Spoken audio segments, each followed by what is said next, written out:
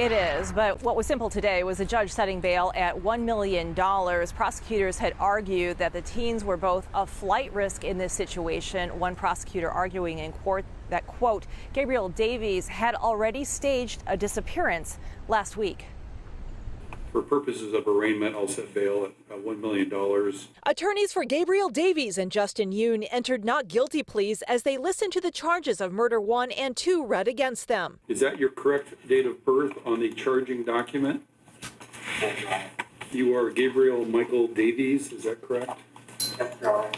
Deputies said they found the victim dead with gunshot and stab wounds in his Ording home Thursday after coworkers hadn't seen him in around 4 days. We had information about possible suspects on Thursday morning, but we needed to continue to work on processing the scene. Before the victim was found, this was the picture that launched days of frantic searching for Gabriel Davies. The Thurston County Sheriff's Office said at that time he was an Olympia High School athlete that had disappeared under suspicious circumstances. Prosecutors citing that in court. There's a concern for a flight risk. Court documents state his truck was found on Tilley Road South with blood on the steering wheel and the driver's door panel. He was found the following day, and he and Justin were arrested Friday. In terms of additional conditions, that there would be no contact with family members, standard conditions of no possession, use or possession of firearms, no contact with this co-defendant. Court documents also state that Gabe's father called law enforcement and told them that he was involved in the victim's death, saying his son was approached by the victim's biker buddies to steal something from the victim's residence.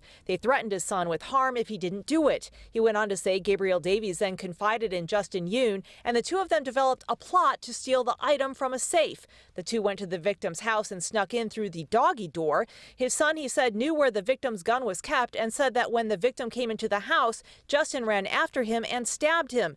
He said then Gabe said he heard a gunshot and he went out into the garage to get the item out of the safe when he heard a second gunshot. Of concern for the state in this is the level of planning that was exhibited by the defendant and his co-defendant. Documents also state that Davies' father said his son claimed the victim's biker buddies followed him Wednesday and pulled him out of his vehicle on Tilley Road, and the blood in his truck was from the bikers smashing his face against the interior. The defendant staged his disappearance after the crime.